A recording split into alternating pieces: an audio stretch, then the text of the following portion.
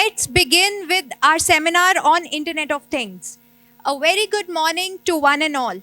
I, Dr. Neha Gupta, welcome you all to the seminar on Internet of Things, organized by the Department of Information, Communication and Technology, Technia Institute of Advanced Studies. As Brendan O'Brien rightly said, if you think that the Internet changed your world, then think again. The Internet of Things is right here and it is about to change everything once again. As IoT devices take over the world, we cannot afford to be left behind. And with this thought in mind, we all have gathered here to develop a better understanding on the fundamentals of the Internet of Things. And who can guide us better than the people who have mastered this domain? It is an honor to have with us Mr. Sanjeev Malik, founder of Sapro Electronics and Electricals India Private Limited, as the Chief Resource Person for this seminar. I welcome you, sir.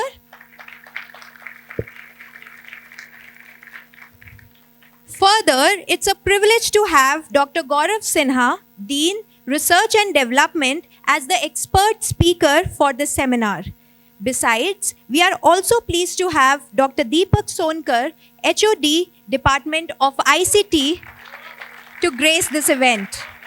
Once again, I extend my warm welcome to all the dignitaries and the participants present with us today. Any quest to knowledge is incomplete without the blessings of Goddess Saraswati.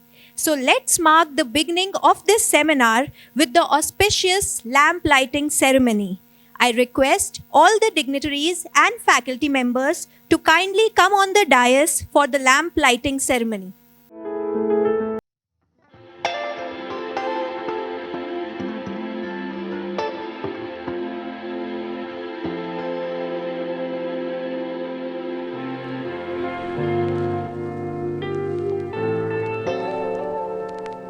Let's proceed with the felicitation ceremony for the event. I now request Dr. Deepak Sonkar to kindly felicitate our resource person for the event, Mr. Sanjeev Malik. Sir, can we please have you on stage?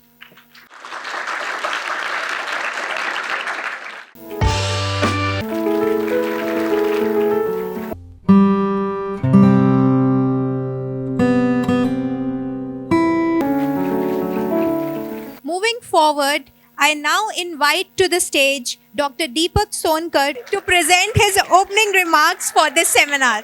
First of all, I would like to thank Mr. Sanjeev Malik, the founder of Sapro Electronics and India Private Limited, who is the resource person of this seminar. I would also like to thank Dr. Gaurav Sinha, Dean R&D of Technia Institute, and all the faculty members and all the students and all the coordinators and the technical staffs. So we are just going to we have organized the IoT seminar, and the special resource person Sanjeev Malik will told you about the importance and the advantages and the benefits, which is very boom in the industry nowadays. So we are just going to start the seminar. Thank you so much. I now invite on stage Dr. Gaurav Sinha, the expert speaker for this seminar, to kindly share his knowledge with us. Dr. Gaurav Sinha has been a professor in electronics and communication engineering with more than 22 years of experience in teaching and research. He has been associated with several renowned institutions in India and abroad. His research and interest areas include digital communication, wireless communication, and optical communications, to name a few. Over to you, sir. So let's start today's topic of this seminar. So before I start this today's topic, Internet of Things, what is the trend in the industry nowadays? The emerging technologies, which are like artificial intelligence, is in high demand. Data science is in high demand. Internet of Things is in high demand. And there are lot of things which comes under this category. And these all technologies, they are interrelated, interconnected. So we have chosen this, topic of seminar, Internet of Things, keeping in mind that it's going to help you in getting opportunities in future. Now, let's start. What is Internet of Things and how it works?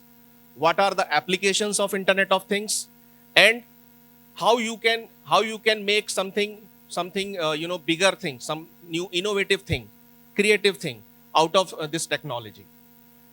Whole world is using nowadays, is moving towards Internet of Things.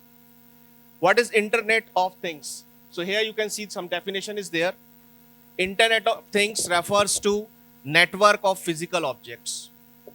Network of physical objects which can communicate, the objects which can communicate with each other. The objects would be ready to transmit, information and to receive the information with each other and with some other, objects. So we can call it a device also. The physical object will no longer be a simple physical object. The object will behave like a electronic device. Because whatever communication happens in this whole world, it happens only because of electronic chips, electronic circuits. There are transmitters, there are receivers, which communicate with each other through digital data. So that is known as data communication also. So there are few things which are very important for Internet of Things. First one is the use of sensors. We can also call it a smart sensor. Because whenever we have to communicate, whenever the things have to communicate, they will communicate with some useful data. And who is going to collect the data? Everything is physical in this world. So who is going to collect the data? The data would be collected with the help of smart sensors. So the most important, or you can say it's the heart of this technology, the sensors. Once data is collected, sensors is the important part. Second thing comes the softwares, the software solutions. So software solution is another important part of IoT technology. Then you have cloud. You might have heard about cloud computing also. You might have heard about cloud storage account also. Everybody knows about Google Drives. Yeah, there are lot of applications which provide you storage space. So cloud basically it refers to a network of remotely located or situated servers. You can avail services on payment basis. You can have platforms. You can have their softwares, applications, their infrastructure. So like that, so many ways you can utilize the services which are nowadays available. That is cloud. So cloud is basically network of networks or networks of servers. So that is one more component, important component of Internet of Things. So kitne ho gaye? First one is sensors. Second thing is softwares. Third is cloud. And last but not the least, network, communication network, the channel. So that is the most important thing. Without channel, I have already so many times explained, the channel is the most important part of any communication system. It could be a wired channel, it could be a wireless channel. So the network protocols play important role in this technology. Here are some examples of IoT. Smart home security system, smart smoke detectors. No, everybody talk about smart home security system. What it is? What it is, smart home security system? It's a technology where you have electronic and mechanical locks. And those locks are not simple locks. You don't have to use any conventional key to open that lock. You can open it from anywhere in the world, wherever internet is available. So, these locks, they talk with the help over the internet, with the help of the cloud. And these locks can communicate, can be controlled using your smartphones, using your mobile phone. You can control these locks from anywhere. You can enter the house. You can open it using your control panel or your mobile phone. You can also give access to any other person. You want to authorize that person, so that is also possible. So nowadays, many realtors, builders, they are moving towards building the smart homes. So smart lock is a important part for making a smart home. Second thing is smart smoke detectors. We know there is always a danger of a fire everywhere. So if a fire broke out, then how do we control that? How we are going to control that if a fire broke out? The best way is using smart smoke detectors. They will detect the particles in the environment, and then these detectors will communicate. Again, the method of communication will be the same. Everything, these detectors, these sensors, what I'm discussing here over here, they all sensors, they are always connected to a hub. They are always connected to the Wi-Fi network in the building, in your house, in your home. And through that network, through that internet, they are connected to somewhere, cloud, where you can store the data also. And from there, you can access the data also in your mobile phone. So this way, wherever you go, you gives you the mobility. Anywhere with the help of your mobile phone, you can access the data which is being transmitted by the particular sensor. So this is whole Internet of Things. Then again, fire extinguishers are there, flood alert sensors. Obviously, the detectors which can detect moisture, can detect water, would be used in flood sensors. Air quality sensors. There are so many air quality sensors available nowadays in the market. There is a sensor TQM 135. It can detect the hazardous gases, the harmful gases like sulfur, ammonia, and benzene, carbon dioxide, carbon monoxide. There are temperature sensors like LM35. These are sensors are already available. Only thing is, now the sensors will communicate, will talk to each other, will help the physical objects in communicating with each other, sharing the experiences, and then accordingly taking the decision. Whether an alert should be given or not, whether something should be turned on or something should be turned off. Such type of decision would be taken on the basis of data which would be collected by the sensors. Now, what are advantages? Obviously, when things will start doing, objects will start doing things themselves, then the human time would be saved. If the things will start communicating with each other, if suppose your washing machine itself gives a command to, put the dirty cloths and start working itself, then your time would be saved. And so many things can happen. So many things can happen in your house, in your society, in your city. So many things. It is going to save large time. Improve the security also. See, whenever things, they make a network. So once you have access to that network, 24/7, if you have access to that network, access to the data, then obviously it will make the system more secure. So it's a big advantage that it is having a security. Money, it is said time is money. So if time is saved, obviously you are saving a lot of money. You can do some other task, and your things are doing your task. What things? Those things which are connected with Internet of Things, which are connected through internet. So those things are doing their task themselves. So your time is saved. You can devote your time to some other task and earn money. Some disadvantages are there of this technology. First is complexity.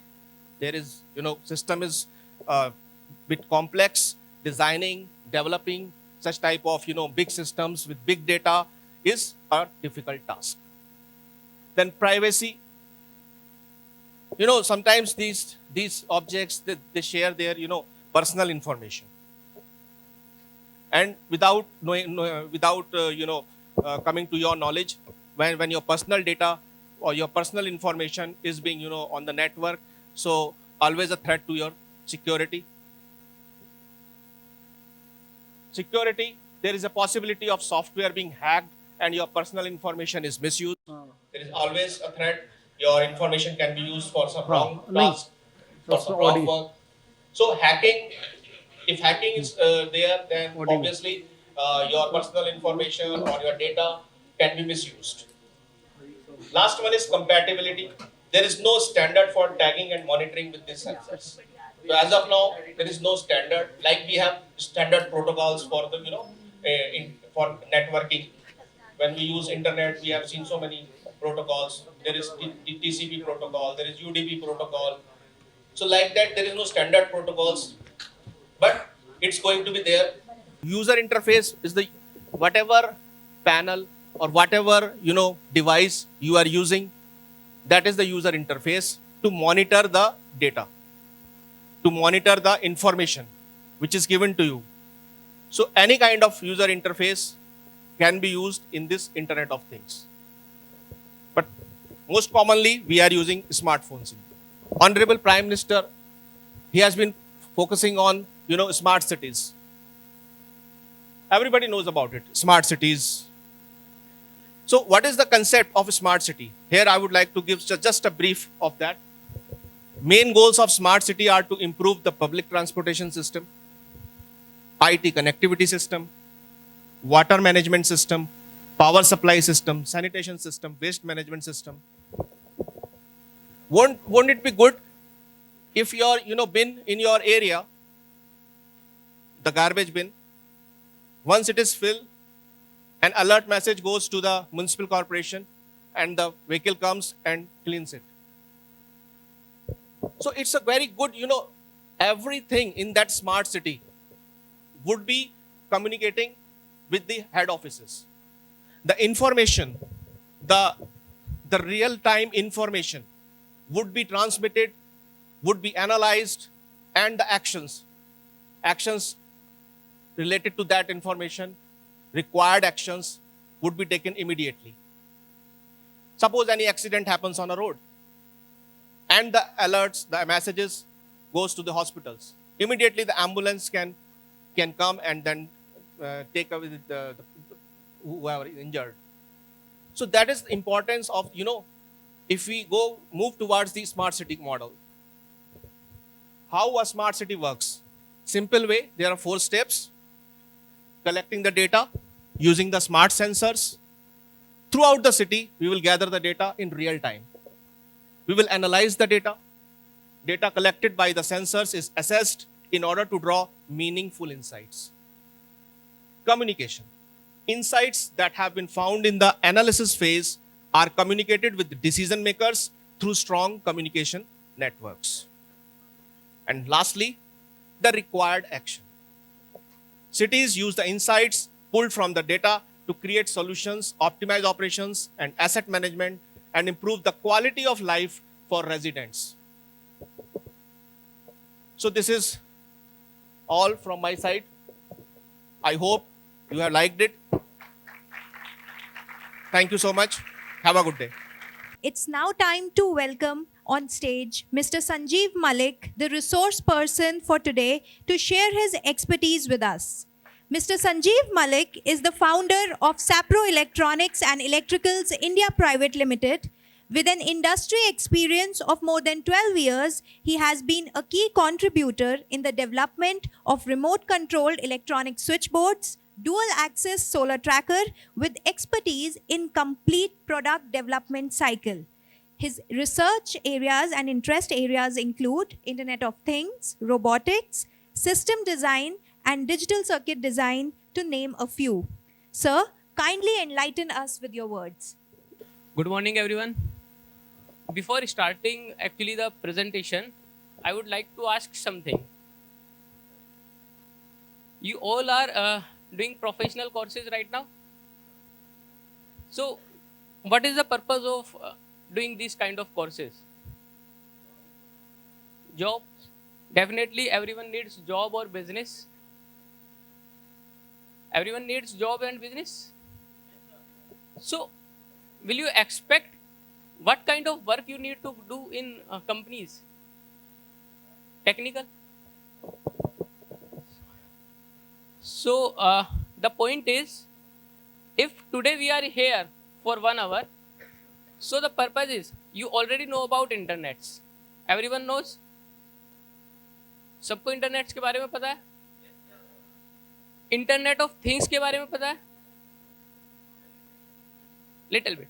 लेकिन purpose है as an industry को क्या requirement है वो आपको clear हो जाना चाहिए. बिकॉज जो आप पढ़ रहे हो ना, आपको वही पढ़ना है, लेकिन आपको पढ़ने का तरीका बदलना है बस. क्योंकि आज से विद इन 2 years और 3 years आपको उसी लेवल पे काम करना होगा जहां आज हम लोग कर रहे हैं. तो इंटरनेट ऑफ थिंग्स की definition already you can got from sir's presentation. Same अगर मैं दिखाऊंगा तो हो सकता है some words are same because things are same. लेकिन पर्पज मेरा ये है कि जब आप 1 घंटे के सेमिनार के बाद यहाँ से जाओ तो आपको चीज़ें क्लियर हों कि इंटरनेट क्या है, इंटरनेट ऑफ थिंग्स क्या है, और रियल टाइम में जब आप चीज़ों को देखोगे ना घर जाके या डेली लाइफ में, तो आपको रियलाइज़ होगा कि आप पर डे बहुत सारे ऐसे इक्विपमेंट और डिवाइसेस से सराउंडिंग हो जो इंटरनेट ऑफ थिंग्स पे चल रहे हैं, बट आप उनको रियलाइज़ नहीं कर पा रहे कि वो ऑलरेडी धीरे धीरे धीरे आपकी लाइफ में एंटर करते जा रहे हैं. जब तक हम सीखेंगे, आज के 3 साल 4 साल बाद अगर आप लोग समझना शुरू करोगे कि what is internet of things और क्या डेवलपमेंट है, तब तक कुछ नई टेक्नोलॉजी आ जाएगी. तो पर्पस ये है कि हमें अपने आप को अपग्रेड करना है, हमें खुद से एनालाइज करना है. हमें कोई सिखाने वाला नहीं होगा कि हम टेक्नोलॉजी सीखेंगे. आपके पास हर चीज अवेलेबल है पढ़ने के लिए और करने के लिए. क्योंकि इंडस्ट्री में भी जाके आपको खुद ही करना पड़ेगा. ऐसा नहीं है कि कंपनी वाले पहले ट्रेनिंग के लिए बिठाएंगे कि आपको सिखाएंगे. दे एक्सपेक्ट कि आपको आता होगा. सो स्टार्टिंग और मैं इस ड्यूरेशन में क्या करूँगा, पहले आपको प्रेजेंटेशंस में अबाउट इंटरनेट ऑफ थिंग्स बताता हूँ. इसके बाद इसके एप्लीकेशंस होंगे, लेकिन उनके कुछ रियल टाइम एप्लीकेशंस बताएंगे जो आप डेली लाइफ में यूज़ कर रहे हैं. लास्ट में हम डिस्कस करेंगे कि जो हम डेली लाइफ में एप्लीकेशन यूज़ कर रहे हैं या जो हमारी डिमांड है आज के टाइम में, हम उन आइडियाज़ को कैसे बना सकते हैं, इम्प्लीमेंट कर सकते हैं, कैसे उनको प्रोडक्ट में कन्वर्ट कर सकते हैं, और फिर कैसे हम उसको इंडस्ट्रीज को सर्व कर सकते हैं. फिर हम एक प्रैक्टिकल डिमॉन्स्ट्रेशन भी देख लेंगे कि एग्जैक्टली इंटरनेट ऑफ थिंग्स कैसे हो रहा है. देखो, ये कुछ कंटेंट है जो हम डिस्कस करेंगे.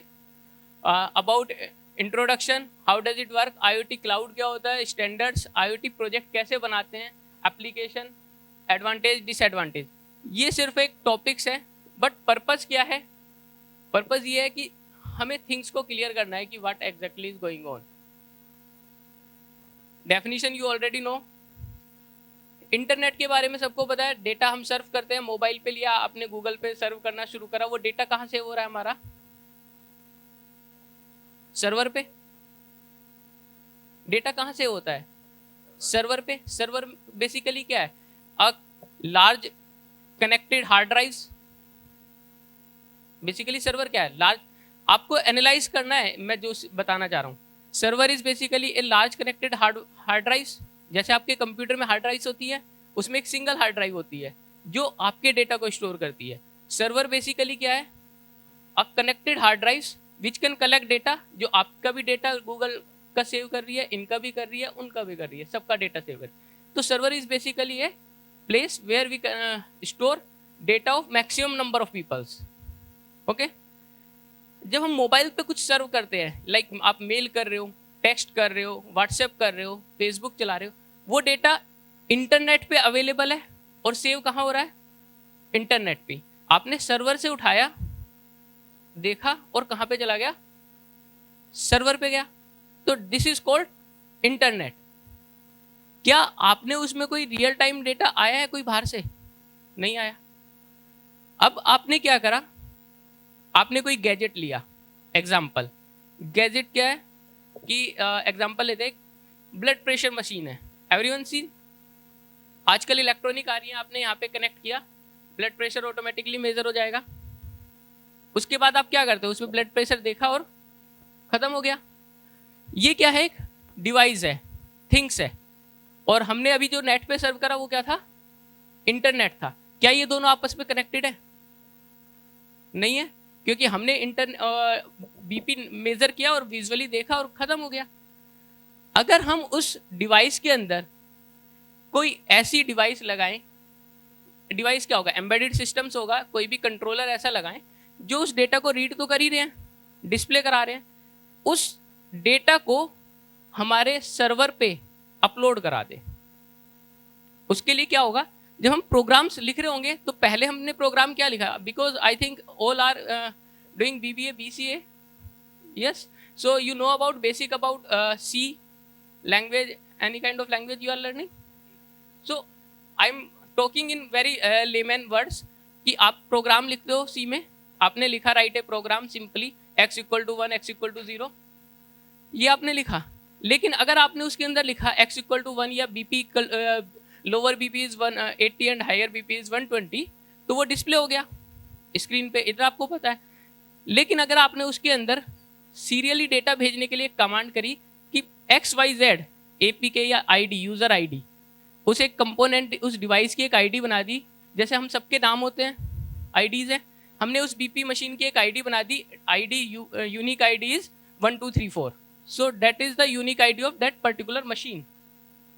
अब उस यूनिक ID में हमने क्या करा, प्रोग्राम में लिखा कि X BP lower is 120 and higher is, जो भी आया डेटा वो आ गया। उस डेटा को हमने एक सर्वर पे, जो IoT क्लाउड है, उस पे हमने उसकी एक ID डाली, उसको बोलते हैं APK। हमने एक यूज़र वेबसाइट का URL लिया, वेबसाइट के URL पे APK डाला हुआ है, उस पे से हमने एक APK की उठाई, वो पर्टिकुलर APK की हमने उस कोड में लिखी और सीरियली डेटा भेज दिया। अब वो सीरियली डेटा क्या हुआ, सीधा वेबसाइट पे अपलोड हो गया। नाउ क्या हुआ, जो थिंग्स अभी इंटरनेट से डिस्कनेक्टेड थी वो क्या हो गई, अब कनेक्टेड हो गई। तो जैसे ही आपने BP मेजर किया, वो क्या हुआ, डेटा अपलोड हो गया कहाँ पे, इंटरनेट पे। इंटरनेट पे जाने का मतलब क्या हुआ कि वो सारा कहाँ गया, हमारा सर्वर पे गया। जो डेटा हम डिवाइसेस के थ्रू अपलोड करते हैं और वो सर्वर पे जाता है, उसको हम क्या बोलते हैं, क्लाउड पे जा रहा है डेटा। ओके, और क्लाउड भी बेसिकली क्या है, सर्वर है। वो डेटा सर्वर पे चला गया। अब जब सर्वर पे डेटा चला गया तो फिर हम उसको कहीं पे भी एक्सेस कर सकते हैं। आप किसी भी मोबाइल में ओपन करके कर सकते हो, अगर आपको इसका यूजर ID पासवर्ड या एक्सेस है, कर सकते हो। तो जो पर्टिकुलर डेटा यहाँ से आया, अब वो हमारा इंटरनेट पे चला गया। तो ये था हमारा इंटरनेट, और ये जो डिवाइस थी वो क्या थी, थिंग्स। दोनों को मिला के क्या होगा, हमारा internet of things. So basically क्या होता है कि जो इंटरनेट है वो एज इट इज है अवेलेबल जैसे पहले था, लेकिन जितने भी हमारे डिवाइसेस पहले अवेलेबल थे जो मैनुअली काम कर रहे थे, अब वो सिर्फ एक BP मशीन की मैं बात नहीं कर रहा, आप साइड सर्कुलरली देखोगे तो जितने भी डिवाइसेस हैं, टेम्परेचर है, घर पे टेम्परेचर लगा हुआ है, लॉक लगे हुए हैं, सर ने भी बहुत सारे एग्जांपल दिए, A to Z जितने भी डिवाइसेस हैं, अगर हम उन डिवाइसेस का डेटा सर्वर पे अपलोड करते हैं तो सारे जो डेटा, वो डिवाइसेस हमारा इंटरनेट से कनेक्ट हो गया और उसको फिर हम एक्सेस कर सकते हैं, कहाँ से, ऑल ओवर द वर्ल्ड, कहीं से भी एक्सेस कर सकते हैं। ये चीज क्लियर हुई आपको? अब आपको ये चीज क्लियर हुई कि इंटरनेट अलग है, इंटरनेट ऑफ थिंग्स अलग है। थिंग्स क्या होगा, थिंग्स क्या हो सकते हैं, कोई भी पर्सन हो सकता है जिसका हार्ट मॉनिटर हो रहा हो, यहाँ पे डिवाइसेस लगी है, उसकी हार्ट बीट मॉनिटर हो रही है, मॉनिटर होने के बाद रियल टाइम में अपलोड हो रही है सर्वर पे, तो उसको मॉनिटर कर सकते हैं। या फिर कोई एनिमल हो सकता है जिस पे यहाँ पे कोई GPS का टैग लगा हुआ है और वो जंगल में घूम रहा है, लेकिन हम उसको मॉनिटर कर रहे हैं यहाँ पे बैठे हुए, वो भी हमारी लिए एक थिंग्स है। कोई भी नेचुरल ऑब्जेक्ट हो सकता है, कोई भी और सब कहाँ पे जा रहा है, डेटा नेटवर्क पे जा रहा है। बेसिकली इंपॉर्टेंट क्या है? To connect physical things to the internet. ये बेसिकली इंटरनेट ऑफ थिंग्स होता है। डेफिनेशन क्लियर हुई? बिकॉज डेफिनेशन में फिजिकली बताने से अच्छा है कि एग्जाम्पल्स के थ्रू हम देखेंगे तो हमें समझ में आएगा। देखो, ये तो पर्टिकुलरली हमारा क्या हुआ, एक साइकिल हुआ जिसमें हमने क्या करा, एक डिवाइसेस से डेटा कलेक्ट करा, कलेक्ट करने के बाद हमने इंटरनेट पे सेंड किया डेटा, सेंड करने के बाद उसने इंटरनेट पे प्रोसेस किया डेटा और उसके हिसाब से अपना सेव कर लिया डेटा। अब उसको कहाँ पे भी देखना हम रिट्राइव करेंगे। एक साइकिल तो ये हो गई हमारी। लेकिन इसका एक दूसरी साइकिल भी क्या हुआ, सेंसर से डेटा आया, एम्बेडेड सिस्टम में प्रोसेस हुआ, IoT गेटवे के थ्रू गया, गेटवे से क्लाउड पे गया और उसके बाद प्रोसेसिंग और एनालिसिस हुई। ठीक है। अब लेकिन इसका अपोजिट भी हो सकता है, अपोजिट भी हो सकता है। अपोजिट क्या है? सेकंड केस भी हो सकता है। आपने कोई एप्लीकेशन डेवलप करी, एप्लीकेशन में क्या हुआ, जैसे आपने एक एप्लीकेशन डेवलप करी, एग्जांपल लेता हूं, एक लाइट एंड फैन ऑन करने के लिए आपने एप्लीकेशन डेवलप करी एंड्रॉइड में। अब आपने उसमें क्या लिखा, लाइट ऑन लाइट ऑफ लिखा। ठीक है। ये क्या है डेटा, ये आपका एप्लीकेशन लेयर क्रिएट हो गई। एप्लीकेशन लेयर के नीचे क्या होगा, आपका ऑपरेटिंग सिस्टम होगा। एप्लीकेशन लेयर से ऑपरेटिंग सिस्टम में गया और वो कहाँ पे है, हमारा सिस्टम पूरा इंटरनेट पे है। आपने उसमें जैसे ही सिग्नल दिया, जैसे आप लिखते हो ना x = 1 इफ y = 1, तो आपको कोड में भी ऐसे ही लिखना है। कंडीशन है, जैसे ही आपने बटन क्लिक करा, कंडीशन a = 1, आपने ऑफ वाला बटन करा, a = 0, हमारे पास डेटा आ गया फोन में कि a = 0 है या a = 1 है। वो डेटा आपने क्या करा, अब आपको उल्टा करना है, आपने सर्वर से डेटा किस पे भेजना है, थिंग्स पे भेजना है। लेकिन डिवाइस वही है, हार्डवेयर, क्योंकि वहां पे भी नेट कनेक्टेड है, दोनों में API ID डली होगी, वो डेटा रीड करेगा। एक्चुअली दो तरह की APK की यूज होती हैं, एक राइट और एक रीड। राइट में क्या होगा, वो डेटा राइट करेगा हार्डवेयर में, रीड में क्या करेगा, उस APK से डेटा उठाएगा सीरियली और रीड करेगा। तो जब वो डेटा वहां पे भेजेगा, एम्बेडेड सिस्टम क्या करेगा, हमारा कंट्रोलर में भी नॉर्मली प्रोग्राम होता है, वो भी रीड डेटा को रिसीव करने के बाद देखेगा, कंडीशन लगाएगा, if a = 0 then he need to put light off, if a = 1 then he need to put 1 light on। so क्या होगा, प्रोसेस दोनों तरीके से चल सकता है। और तीसरा प्रोसेस क्या होगा, देखो, एक तो हुआ थिंग्स से डेटा इंटरनेट पे गया, दूसरा क्या हुआ, इंटरनेट से डेटा थिंग्स पे गया। अब तीसरा क्या होगा, थिंग्स से डेटा आया, इंटरनेट पे आया, इंटरनेट ने एनालाइज किया और वो प्रोसेस करके कुछ और डिसीजन लेके क्या किया, आउटपुट दिया। एक रियल टाइम एग्जांपल देता हूं इंटरनेट ऑफ थिंग्स का। आप लोग डेली देखते हो लेकिन आपको रियलाइज नहीं है कि ये इंटरनेट ऑफ थिंग्स है। कितने लोगों ने टोल क्रॉस करा है, सबने करा होगा। आजकल क्या होता है, ऑटोमेटिक पैसा कटता है फास्टैग के थ्रू। फास्टैग क्या है, बेसिकली एक सेंसर है, ठीक है। वो क्या हो गया, हमारी थिंग्स हो गई। उसके अंदर क्या डाला हुआ है, आईडी डली है। हर फास्टैग की एक यूनिक आईडी होती है। तो वो यूनिक आईडी क्या होता है, हमारा जो RFID रीडर होता है वो यूनिक आईडी रीड करता है। रीड क्या करेगा, यूनिक आईडी रीड करेगा। रीड कैसे करेगा, x = क्या है डेटा, वो जो भी आपकी यूनिक आईडी होगी ABCDEFG 16 डिजिट की आईडी होती है, वो उसने रीड करी। रीड करने के बाद वो कहाँ पे गई, आईडी सिस्टम पे गई। सिस्टम में इंटरनेट कनेक्टेड है, इंटरनेट ने क्या करा, डेटा को प्रोसेस करा। वहां पे प्रोसेसिंग क्या कर रहे हैं, वहां पे हम इंटरनेट के थ्रू भी कर सकते हैं, इंटरनेट के थ्रू भी कर सकते हैं। लेकिन हम अगर इंटरनेट के थ्रू करेंगे तो प्रोसेस करने के बाद वो गेट ओपन कर देगा, जो मोटर है उसको सिग्नल देगा, गेट ओपन कर देगा। लेकिन हमें इंटरनेट की क्यों जरूरत है, आईडी तो रीड उसने कर ली सर्वर में। दो चीजों के लिए हमें जरूरत है, जो सिस्टम वहां पे रखा है, जो कंप्यूटर वहां पे रखा है, उसके अंदर क्या आपकी यूनिक आईडी सेव है, नहीं सेव है। वो कहाँ पे सेव है, वो तो हो सकता है कि अमेरिका के किसी पर्टिकुलर सर्वर में रखा सेव हो। हमको भी नहीं पता ना कि हमारा डेटा कौन से सर्वर में सेव हो रहा है। हमारा डेटा अमेजन पे सेव हो रहा है या फिर हमारा गूगल सेव कर रही है। बहुत सारी कंपनीज हैं जिनके हैं। अब उस कंपनी ने कौन सा सर्वर परचेज किया हुआ नहीं पता। तो हमारी जो यूनिक आईडी है, जो हमारी RFID है, वो कहाँ पे सेव होगी, किसी सर्वर पे सेव होगी। और जो RFID टोल पे जो कंप्यूटर रखा है, उसके अंदर हमारी आईडी नहीं है।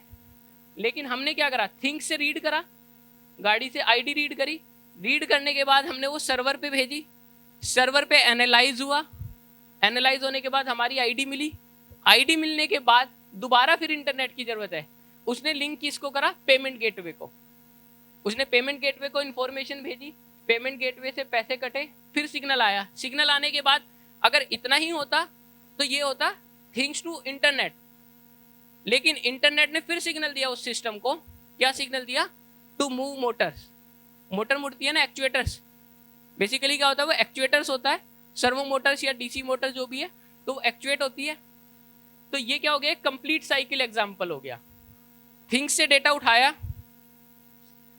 इंटरनेट पे क्या, इंटरनेट देखो अभी तक हम क्या थे, सिर्फ डेटा भेज रहे थे, लेकिन यहाँ पे क्या है, डेटा की प्रोसेसिंग भी हो रही है, एनालाइज भी हो रहा है, डेटा प्रोसेस हुआ, प्रोसेस होने के बाद डिसीजन हुआ, डिसीजन क्या हुआ कि पेमेंट कटा है नहीं कटा है, पेमेंट अवेलेबल है नहीं है, तो बहुत सारा एक्शंस हुए बीच में कि पेमेंट डिटेक्ट हुआ, पेमेंट डिटेक्ट होने के बाद सक्सेसफुली क्रेडिट हुआ, यस नो, उस पेमेंट अकाउंट में पेमेंट है या नहीं है, सारा प्रोसेस होने के बाद फिर उसने सिग्नल भेजा कि भाई y=1 या जो भी है, सिग्नल भेजा कि मोटर को ऑन करेगा, फिर उसने क्या करा, फिर से कंप्यूटर ने सिग्नल दिया हमें, किसको, एम्बेडेड सिस्टम को दिया, टू ओपन मोटर,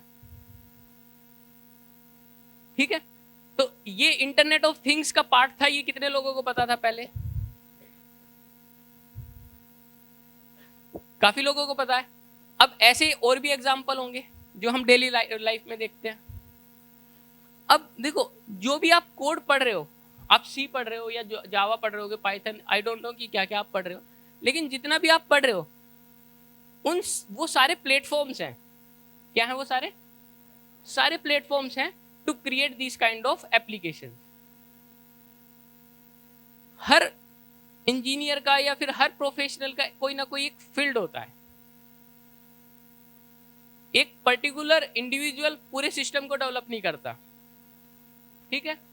अगर आप कोडिंग पढ़ रहे हो तो ऐसा नहीं है कि आपको हार्डवेयर पढ़ना है तभी वो आप एप्लीकेशन या सिस्टम डिजाइन कर सकते हो, क्योंकि सिंगल आदमी से प्रोडक्ट डिजाइन नहीं कराती है कंपनीज। जैसे यहाँ पे डिवाइडेड है ना चीजें, ऐसे ही जब सिस्टम बनेगा तो वहां पे भी डिवाइडेड होंगी। हो सकता है कि आप एप्लीकेशन लेयर ही डेवलप करें, फ्रंट हैंड ही डेवलप कर रहे हैं, एप्लीकेशन लेयर मतलब एंड्रॉइड का या ऐप का जो फ्रंट हैंड है सिर्फ उसको ही डिजाइन कर रहे हैं कुछ लोग मिलके, कि कैसा GUI होना चाहिए, बेटर GUI होना चाहिए कि एक क्लिक पे ही हमें इंफॉर्मेशन मिल जाए। हो सकता है कि कुछ लोग बैक हैंड डेवलप करेंगे, कुछ लोग सिक्योरिटी लेयर को डेवलप करेंगे कि भाई सिक्योरिटी लेयर कैसी होनी चाहिए, हमारा जो डेटा आ रहा है वो प्रोसेस होने के बाद सिक्योर है नहीं है। हम डेटा को जब एक सर्वर से दूसरी लोकेशन पे भेजते हैं तो क्या होता है कि हम उसमें कुछ कैरियर्स ऐड करते हैं। वो क्यों कैरियर ऐड करते हैं? जिससे कि डेटा बीच में हैक ना हो जाए। तो हो सकता है कुछ इंजीनियर्स उस पे काम करेंगे, कुछ एम्बेडेड सिस्टम पे काम करेंगे। सो ये एक कंप्लीट चेन होती है। उस चेन में से आपको अपना रोल आइडेंटिफाई करना है कि आपका इंटरेस्ट क्या है, आपका रोल क्या है। जब ये सारी चीजें मिलेंगी तब जाके एक प्रोडक्ट बनेगा। अब बात क्या आती है कि हमें आइडिया जनरेट करने हैं, क्योंकि देखो RFID ऑलरेडी बना हुआ है, हमें उसे नहीं बनाना, हमें उसे थोड़ी ना दोबारा बनाना है, हमें कुछ नया बनाना है। क्योंकि जो चीज पहले बन चुकी है उसका फिर मेंटेनेंस होता है, सर्विस होती है, उसका डेवलपमेंट नहीं होता है। तो हमें कुछ नया सोचना है। अच्छा, आपने एक एग्जांपल देता हूँ। एक कंपनी ने एक अभी कुछ दिन पहले एक नॉन है, उन्होंने करा ये काम। आपके घर में सबके में RO लगे हुए हैं, लगे हुए हैं क्या? आपको स्मार्ट RO है? आपके पास क्या मोबाइल पे इंफॉर्मेशन आती है कि कितने दिन में फिल्टर चेंज होना है, कितने दिन में XYZ आपको सर्विस की रिक्वायरमेंट है? आता है? नहीं आता है। अच्छा, अब देखो दो तरीके हैं। क्या is it easy to change सबका फिल्टर, हम RO चेंज कर दें? अगर मैं आप लोगों से सबसे बोलूं कि आप सब लोग RO चेंज करो और एक नया RO लगाओ जिसमें स्मार्ट फीचर हो, कितने लोग तैयार होंगे? मेरे ख्याल से रेयरली बहुत कम तैयार होंगे, ठीक है। लेकिन उस कंपनी ने क्या करा? उस कंपनी ने कहा कि ठीक है, RO कोई चेंज नहीं करेगा, ठीक है। उसने क्या करा? एक एप्लीकेशन डेवलप करी। एप्लीकेशन में क्या डेवलप करा? आप लोगों की तरह ही आप लोग भी कर सकते हो एप्लीकेशन डेवलप। एक GUI जनरेट करा, एंड्रॉइड ऐप में एप्लीकेशन डेवलप करी। एप्लीकेशन में क्या करा? उसमें फीचर्स दे दिए, नेम ऑफ आरओ आप खुद ही एंटर कर देंगे कि भाई आपका कंपनी कौन सी कंपनी का आरओ है, कितना लीटर।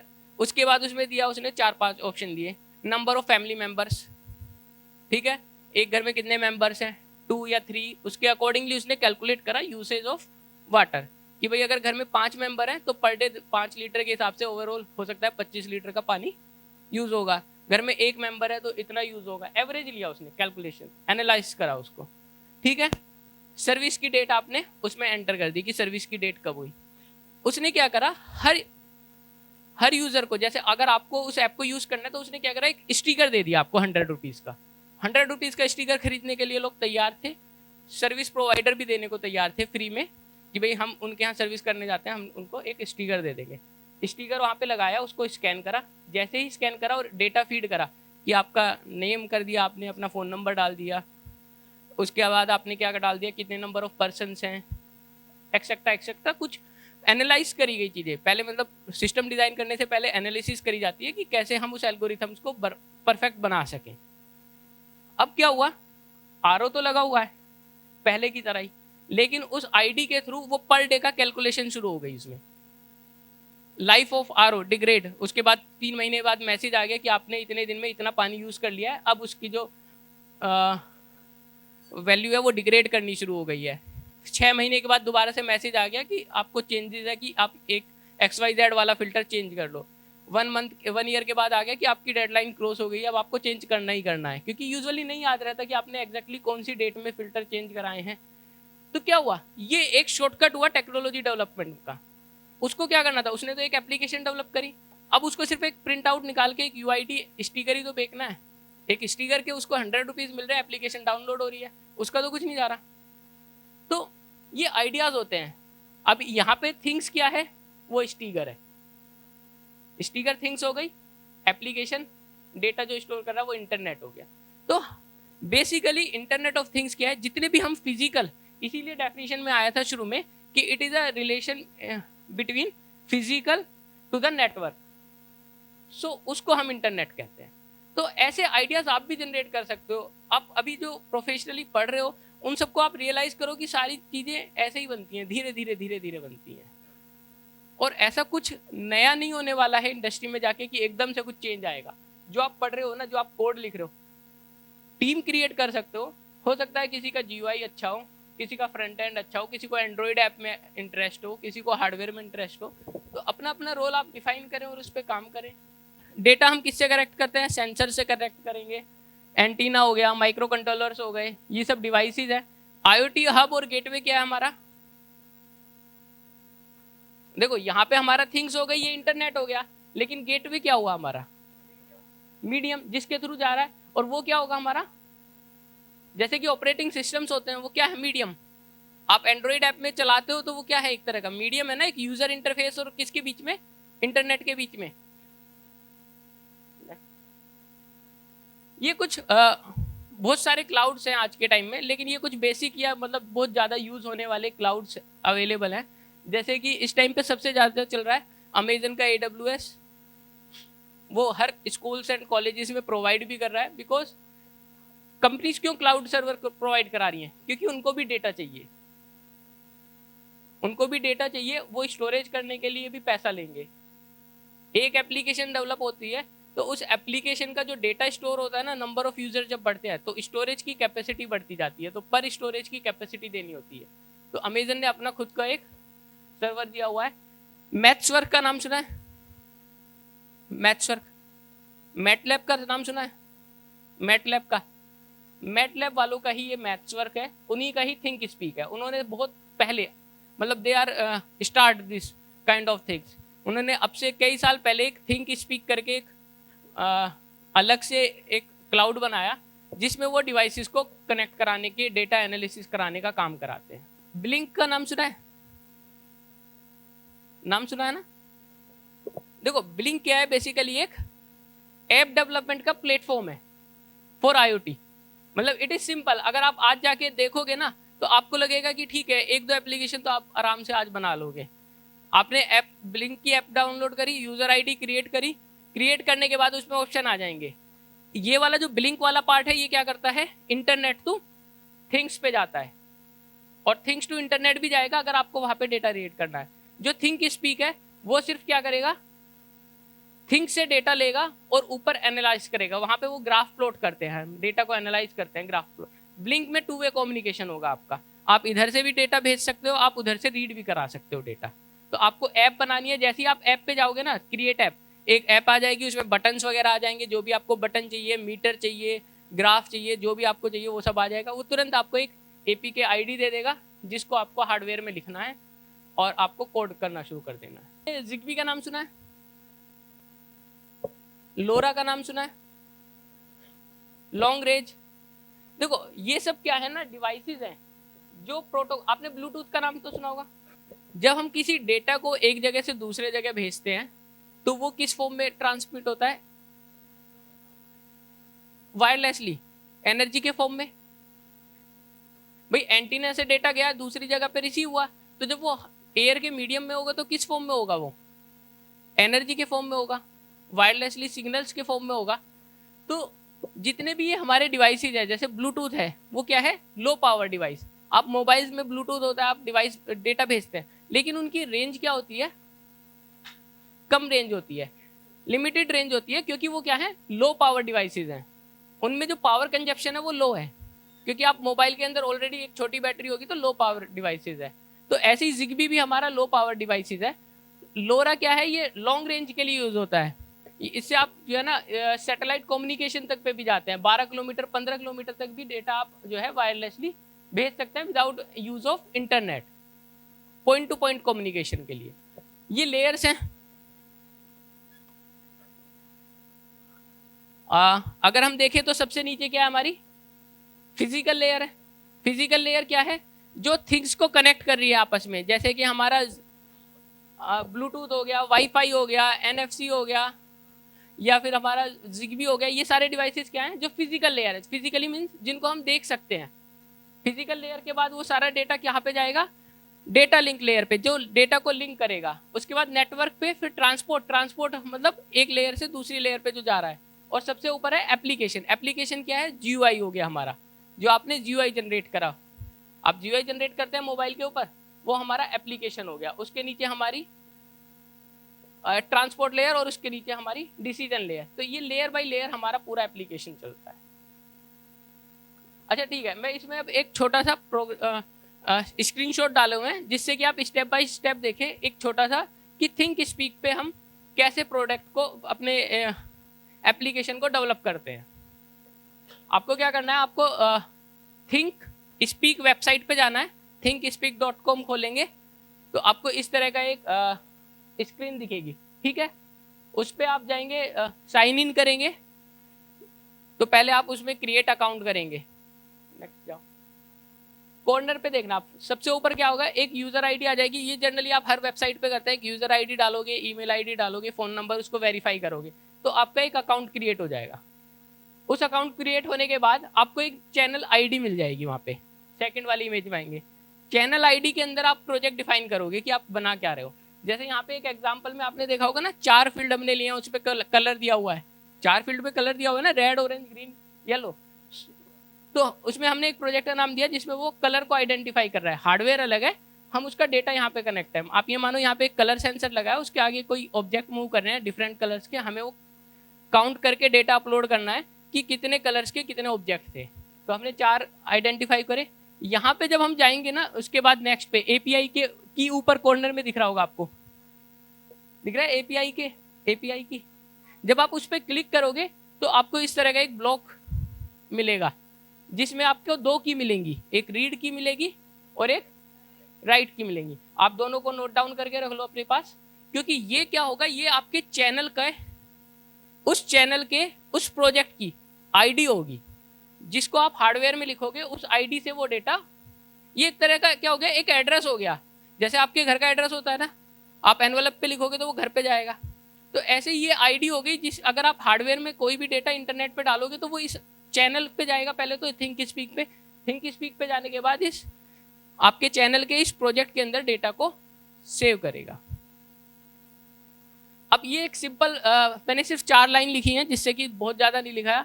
अब मैं ये बताना चाह रहा हूँ कि सिर्फ 2 या 3 लाइन एक्स्ट्रा लिखनी होती हैं एक नॉर्मल प्रोजेक्ट को कन्वर्ट करने में IoT में। कोई भी आप प्रोजेक्ट लिखते हो, कोई भी आप कोड लिख रहे हो, तो उसमें सारी चीजें हेडर फाइल इंक्लूड करते हो। सी तो सबको आता ही है, हेडर फाइल इंक्लूड करते हो। तो आपको एक हेडर फाइल एक्स्ट्रा इंक्लूड करनी है, किसकी? वाईफाई की और एक थिंक स्पीक की। उसमें किसी को कोई इशू नहीं है।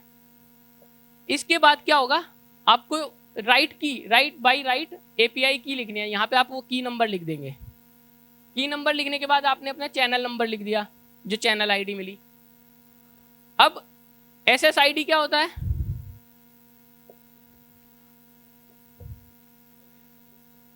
SSID होता है यूजर नेम, किसका? इंटरनेट का। और वो इंटरनेट किसको चाहिए? हार्डवेयर। जो हमारा हार्डवेयर है, जो हार्डवेयर थिंग्स जिसकी हम बात कर रहे हैं, जैसे कि BP मशीन थी, उसे भी तो इंटरनेट चाहिए, तभी तो वो डेटा अपलोड करेगा। तो उस हार्डवेयर को नेट से कनेक्ट करने के लिए आप यहाँ पे क्या लिखेंगे? वाईफाई का नेम और वाईफाई का पासवर्ड। तो आपने जैसे ही उस कोड में लिखा वाईफाई का नेम, वाईफाई का पासवर्ड, तो जो भी वाईफाई आप उस नाम से क्रिएट करेंगे, हॉटस्पॉट क्रिएट करेंगे, तो वो डिवाइस पे नाम, पासवर्ड जाएगा, वो सेव हो जाएगा।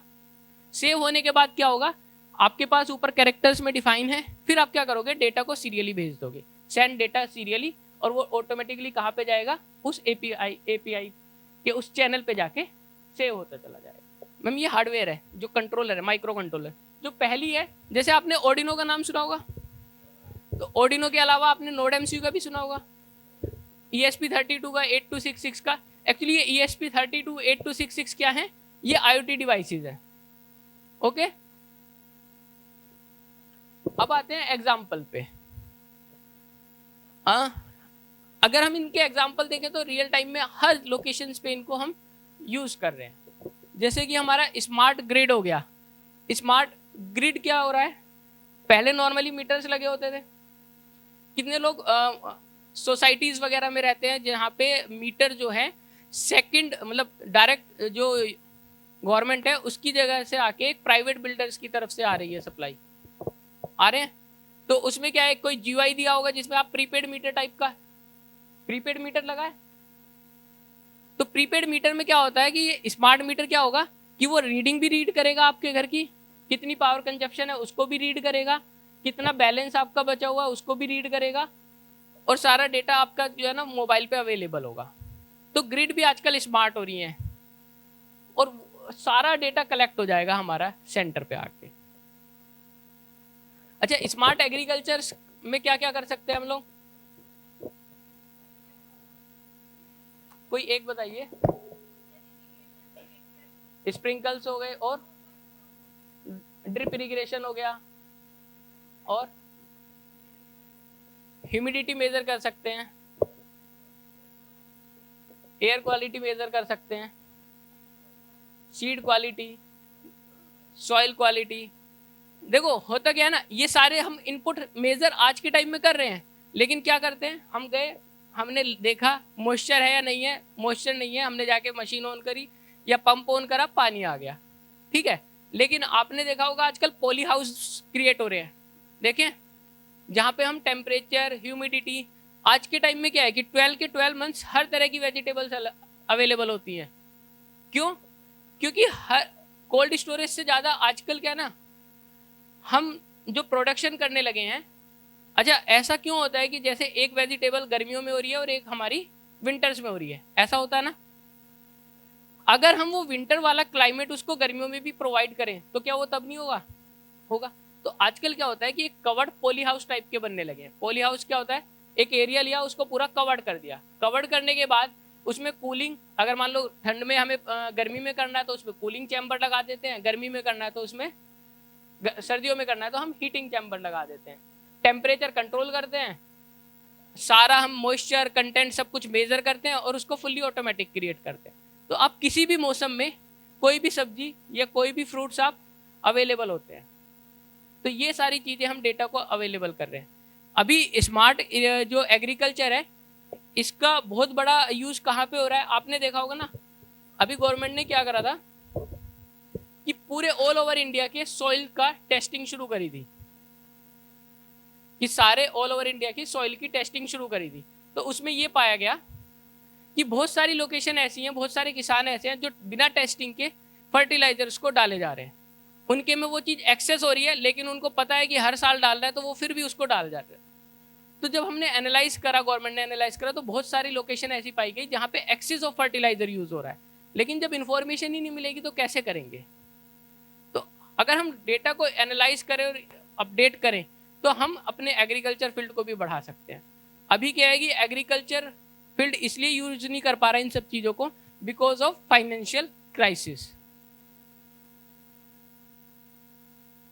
अच्छा, यहाँ पे देखो ऊपर कुछ IoT के आगे कुछ और लिखा हुआ है। अच्छा, इंडस्ट्रीज में रिवॉल्यूशंस होते हैं, आपने सुना होगा इंडस्ट्री 1.0। इस टाइम पे कौन सा इंडस्ट्री चल रहा है? इंडस्ट्री 4.0। इस टाइम पे जो इंडस्ट्री का स्टैंडर्ड चल रहा है वो क्या है? इंडस्ट्री 4.0। और बेसिकली इंडस्ट्री 4.0 में क्या हुआ? IoT इंट्रोड्यूस हुआ। जैसे ही IoT इंट्रोड्यूस हुआ इंडस्ट्रीज में, तो इंडस्ट्रीज का जो स्टैंडर्ड है वो क्या हो गया हमारा? चेंज हो गया। इंडस्ट्री 3.0 से लेके इंडस्ट्री 4.0 हो गया। 4.0 में क्या हुआ? बेसिकली जितने भी हमारे डिवाइसेज हैं, अभी अगर हम ये नॉर्मल इंडस्ट्रीज की बात नहीं कर रहे कि आप कहोगे कि मैंने साइड में कोई इंडस्ट्री देखी है जहाँ पे काम हो रहा है, वहाँ पे नहीं है, लेकिन हम बात कर रहे हैं इंडस्ट्रीज की जो बिग इंडस्ट्रीज है, लाइक मारुति हो गई, या फिर मतलब मैन्युफैक्चरिंग है, ऑटोमोबाइल्स हैं, या बड़ी इंडस्ट्रीज है। अब वहाँ पे क्या होता है कि जो प्रोडक्शन है, रिजेक्शन है, स्टॉक है, रॉ मटेरियल्स है, उन सब के डेटा को कम्युलेटिव करके वो एक स्क्रीन पे देखते हैं कि आज पर्टिकुलर डे में कितना प्रोडक्शन हुआ, कितने टाइम मशीन बंद हुई, कितने टाइम ड्यूरेशन का फॉल्ट हुआ, फॉल्ट किस लोकेशन पे हुआ, क्यों हुआ, कितना टाइम उसको सही करने में लगा, एरर कौन से पार्ट की वजह से आया, कितना रॉ मटेरियल अवेलेबल है, कितना रॉ मटेरियल अवेलेबल हो, कितने दिन के लिए हमारे पास स्टॉक अवेलेबल है। तो सारा डेटा क्या है वो कलेक्ट करते हैं। अगर मान लो आपने देखा होगा ना, मशीन्स में कंट्रोलर्स लगे होते हैं, पैनल्स लगे होते हैं, PLC लगी होती है, ड्राइव्स लगी होती हैं, उनमें प्रोग्राम डलते हैं। तो यूजुअली पहले क्या होता था, मशीन पे गए, पेन ड्राइव लगाई, प्रोग्राम डाला, दोबारा से रीस्टार्ट करी। अब क्या करा, सेंट्रलाइज सिस्टम बना दिया, यहीं से उस मशीन का एक्सेस लिया, रीप्रोग्राम करा और स्टार्ट कर लिया। तो प्लांट जो है ना, अभी इंडस्ट्रीज ऐसी नहीं रह गई है कि एक छोटी इंडस्ट्री है, इतनी बड़ी इंडस्ट्री है। आजकल इंडस्ट्रीज भी एकड़्स में होती है। सो मूवमेंट जो है बहुत डिफिकल्ट है कि अगर मान लो वहाँ पे फॉल्ट हो गया और आदमी 1 घंटे में जा रहा है या 15 मिनट में जा रहा है, फिर मशीन पे काम कर रहा है, तो आधे घंटे अगर पूरी इंडस्ट्री क्लोज हो गई तो उसका लैक्स में नुकसान होता है। तो पूरी इंडस्ट्रीज को अपग्रेड कर रहे हैं। अगर आप कभी देखोगे ना, तो इंडिया में भी आजकल ऐसी इंडस्ट्रीज आ गई हैं जहाँ फुल्ली ऑटोमेटिक हैं, जहाँ पे आपके मशीन्स एंड इक्विपमेंट काम कर रहे हैं, रोबोट काम कर रहे हैं, कन्वेयर बेल्ट्स पे पूरा ऑटोमेशन चल रहा है, लेकिन हर पॉइंट की डेटा को सेंसर्स रीड कर रहे हैं और क्लाउड पे डाल रहे हैं, और क्लाउड से रिट्राइव कर रही है इंडस्ट्री कहीं पे भी बैठ के। तो जो इंडस्ट्री 4.0 है वही बेसिकली इंडस्ट्री IoT है। स्मार्ट सिटी के बारे में तो आप ऑलरेडी काफ़ी कुछ जानते ही हो। रिटेल मैनेजमेंट्स हो गया, वर्किंग हो गई, सारी चीज़ आपके मोबाइल्स पे और सब कुछ कनेक्टेड होने लगी हैं इस सिटीज़ में। स्मार्ट कार्स, आप क्या टेम्परेचर कंट्रोल कर सकते हो। क्या फीचर्स दिए उन्होंने? फीचर क्या दिया कि आप वो कार क्या हो गई उनके लिए, थिंग्स हो गई, और उसको कनेक्ट किससे कर दिया? इंटरनेट से कनेक्ट किया। गाड़ी के अंदर पहले भी AC लगा हुआ था ना गाड़ी के अंदर, तो AC, बट होता था हम मैनुअली ऑन करते थे, ऐसे ही तो होता था। लेकिन अब उसमें प्रोसेसर लगा दिया, आपको GUI दे दिया कि आपको जब ऑन करना है 10 मिनट पहले आप ऑन कर दो तो वो ऑन कर देगा। तो हमने सिर्फ फिजिकल इक्विपमेंट को इंटरनेट से लिंक कराए। ठीक है। स्मार्ट हाउस, आप कंप्लीट हाउस को कंट्रोल कर सकते हो, सारी चीज़ों को कंट्रोल कर सकते हो, सारी चीज़ों को घर में टेम्परेचर कंट्रोल कर सकते हो। एलेक्सा है, एलेक्सा भी क्या है, एक मीडियम है ना। आप यहाँ से क्या है, थिंग्स है, और हम क्या हो गए एलेक्सा के लिए, थिंग्स हो गए। हम जो बोलेंगे वो उसको रीड करने के बाद पहले क्या करेंगे, एनालाइज करेगा, एनालाइज करने के बाद इंटरनेट को देगा, इंटरनेट फिर दोबारा किसको देगा, हार्डवेयर को देगा। जो हार्डवेयर हमारे, देखो एलेक्सा में भी जो हम बोलेंगे, अगर हम एलेक्सा खरीद लाएं और हम उससे बोलें कि एलेक्सा स्विच ऑन लाइट, तो करेगा? नहीं करेगा। क्यों? क्योंकि हमें अपनी थिंग्स को भी तो अपग्रेड करना है। हमें फिर स्मार्ट बल्ब्स लेने पड़ेंगे, स्मार्ट टीवी लेना पड़ेगा, सारी चीज़ें स्मार्ट लेनी पड़ेगी जो इंटरनेट से कनेक्ट हो पाए। तभी तो वो हमारी कमांड को एनालाइज करके दोबारा थिंग्स में भेजेगी। तो ये कंप्लीट साइकिल है एलेक्सा जो है। हम थिंग्स हैं, हमने उसको कमांड दिया, उसने प्रोसेस करा, प्रोसेस करने के बाद एनालाइज करा। पहले तो उसने हमें हमारी यूनिक आईडी क्या है उसके लिए, वॉइस। वो तो एलेक्सा तो उसकी यूनिक आईडी है, हमारी यूनिक आईडी क्या है, हमारी वॉइस है। हमने जैसे ही उसको वॉइस, उसने वॉइस को एनालाइज करा तो उसने एनालाइज कर लिया कौन है। एनालाइज के बाद कीवर्ड्स क्या हैं जो हम ऑन करने के लिए बोल रहे हैं, स्विच ऑन लाइट, वो क्या हो गए, कीवर्ड्स हो गए। तो वो पूरे पैराग्राफ में से पहले उसने वॉइस करी तो यूजर आईडी डिफाइन हो गई, उसके बाद उसने कीवर्ड्स उठाए, उठाने के बाद उसने उसको प्रोसेस करा, प्रोसेस करने के बाद एक पर्टिकुलर यूजर आईडी को भेजा। यूजर आईडी के क्या है, हमारी डिवाइसेस है। जैसे हम एलेक्सा खरीद लाएं तो कुछ नहीं होगा, हमें अपने डिवाइसेस भी अपग्रेड करने पड़ेंगे। हमारे वो सारे डिवाइसेस भी स्मार्ट होने चाहिए जो इंटरनेट के साथ कनेक्ट हो जाए, और जो डिवाइसेस है उनमें वाईफाई पासवर्ड और यूजर आईडी देनी पड़ेगी, क्योंकि उसमें कोड इसी तरह से लिखा होगा पहले से ही। और जब आप खरीदोगे तो उसमें लिखा हुआ आएगा कि आपको किस नाम से हॉटस्पॉट क्रिएट करना है और किस नाम से पासवर्ड लगना है, वो सब डिफाइन होगा। आपको अपने घर का हॉटस्पॉट और पासवर्ड उसी नाम से डिफाइन करो और वो उसको कनेक्ट हो जाएगा। कनेक्ट होने के बाद वो डिवाइस इंटरनेट से कनेक्ट, और आप ऑलरेडी वॉइस के थ्रू एलेक्सा से कनेक्ट, तब ये पूरा वॉल प्रोसेस होगा। देखो एडवांटेजेस तो बहुत सारे हैं, इम्प्रूव कर रहे हैं कंडीशंस, तब से एडवांटेजेस ही बता रहे हैं। तो अब डिसएडवांटेजेस पे आते हैं। अच्छा, डिसएडवांटेजेस देखो, जो हम कहते हैं ना कि डेटा स्टील हो गया, मतलब चोरी हो गया डेटा, या फिर किसी ने हैक कर लिया डेटा। अब आप सोचोगे कि इससे फर्क क्या पड़ेगा, हमने तो लाइट ऑन करने के लिए तो बोला, वो किसी और ने चोरी कर लिया तो कोई फर्क नहीं पड़ेगा। क्यों?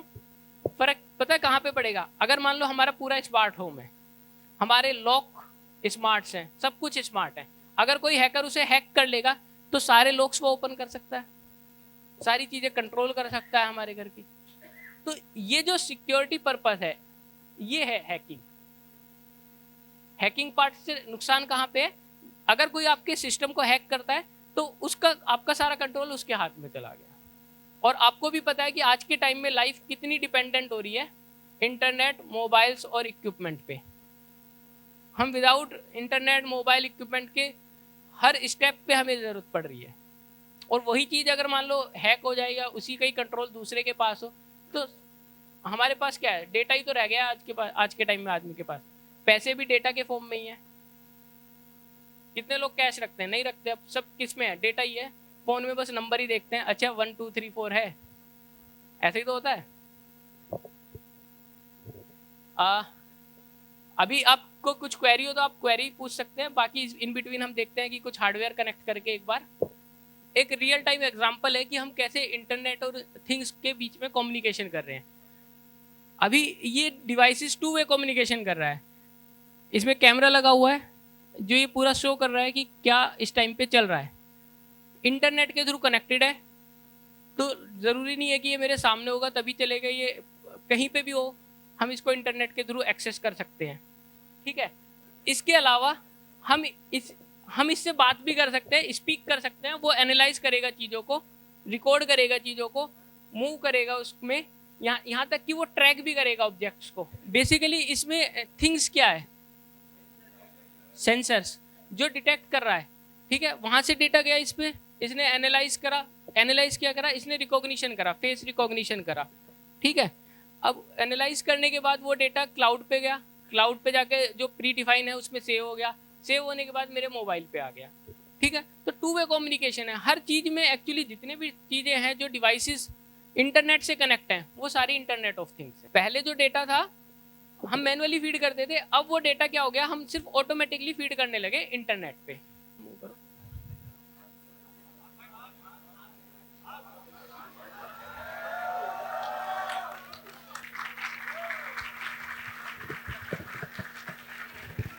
Now proceeding further, I request Dr. Deepak Sonkar to present the vote of thanks to mark the completion of this Internet of Things seminar.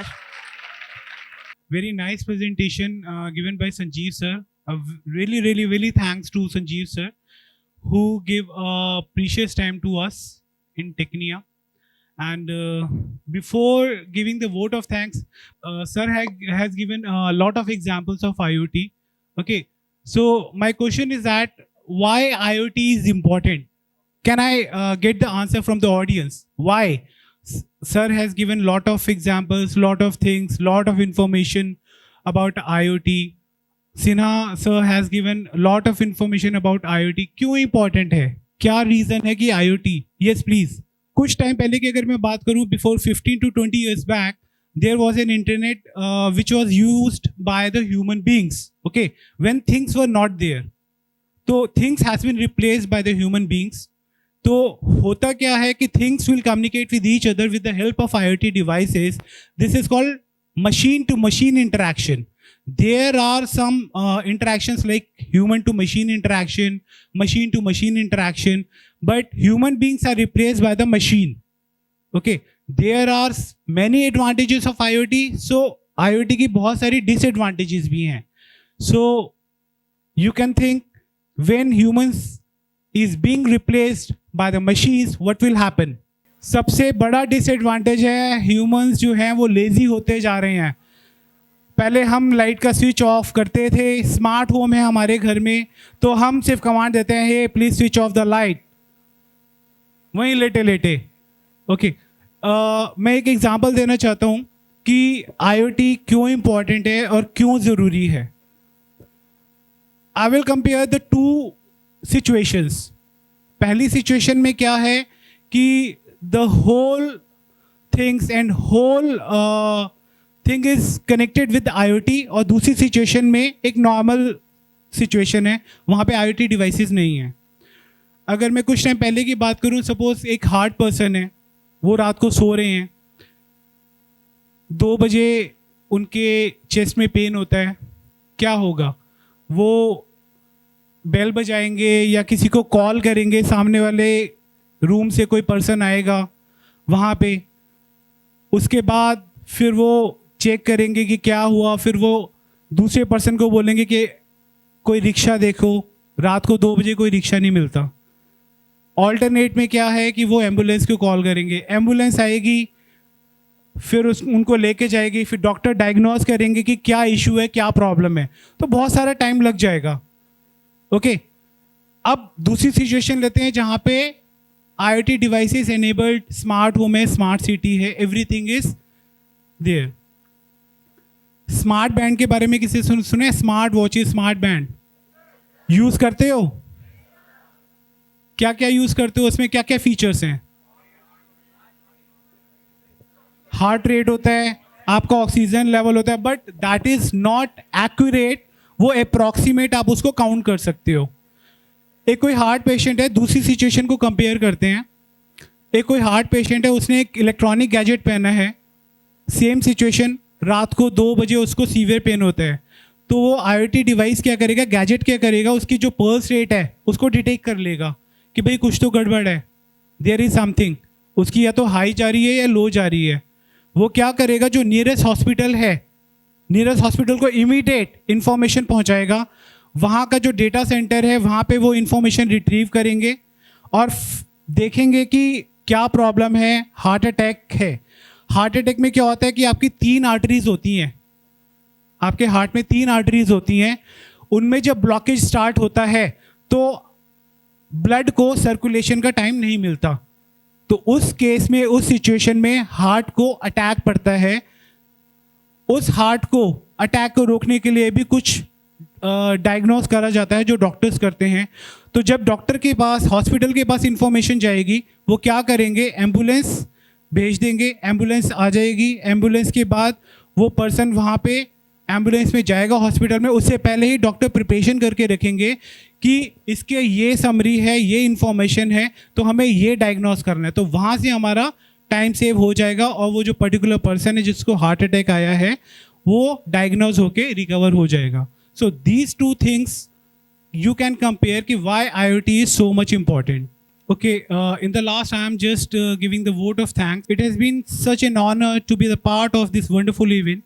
On the behalf of Technia Institute of Advanced Studies, I, Dr. Deepak Sonkar, like to extend my heartfelt gratitude to our esteemed guest, Mr. Sanjeev Malik, the founder of Sepro Electronics Electricals India Private Limited, who fetch a precious time from his busy schedule. I would also like to thank our Dean R&D, Dr. Gaurav Sinha, all the faculty members, the technical staff, Mr. Chandrakant, Mr. Kapil, Mr. Rajneesh, Mr. Ashish, Mr. Vinod Kumar, Mr. Harish Kumar, all the coordinators and